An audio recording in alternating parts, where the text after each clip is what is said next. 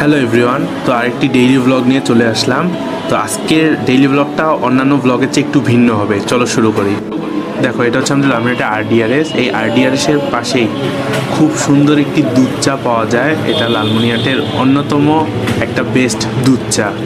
তারপর দেখো, আমাদের লালমনিরহাটে একটি ইউনিভার্সিটি আছে, নাম হচ্ছে অ্যাভিয়েশন অ্যান্ড অ্যারোনটিক্যাল স্পেস। তো এখানে এই যে দুইটা প্লেন আছে শো এর জন্য, ইউনিভার্সিটি সুন্দর, কিছু বছর আগে হয়েছে। তারপরে স্থানীয় একটি দোকান থেকে দেখো রসমালাই কিনে আনছি, এটা অত্যন্ত ভালো ছিল। তো এখন যে প্লেসটা দেখতেছো এটা হচ্ছে গরিবের হাতির ঝিল। তো ঢাকায় যেমন হাতির ঝিল আছে, তো আমরা আমাদের লালমনিরহাটে এই জায়গাটাকে হাতির ঝিল বলি, কারণ এই জায়গাটাও ঢাকার হাতির ঝিলের মতো একটু সুন্দর। আমরা বিকেলবেলা এখানে আড্ডা দিই বন্ধুদের সাথে। তারপর দেখো, আজকে আবার সিঙ্গারা খেতে গেছিলাম। তো শীতের সন্ধ্যায় জোস গরম সিঙ্গারা, ব্যাপারটা অনেক জোস না? তো খাওয়া দাওয়া শেষ করার পর স্টেশনে চলে এসেছি আড্ডা দিতে।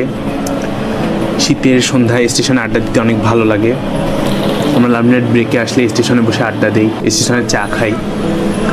আমরা ছেলেরা স্টেশনে আড্ডা দিতে আসি, কিন্তু অনেক মেয়েরা আবার মনে করে যে আমরা স্টেশনে তাদের দেখতে আসি। তোমাদের ধারণা পুরাই ভুল, আমরা আড্ডা দিতে আসি আপুরা। নিজেদের এতটা সুন্দরী হওয়ার কোনো দরকার নাই।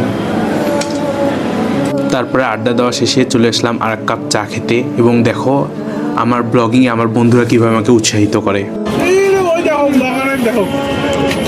তোকেও নেই গাইজ, এখন আমরা একটা সচেতনতামূলক ভিডিও দেখব। কেউ তাদের মোটা বন্ধুদের সাথে এমন করবা না।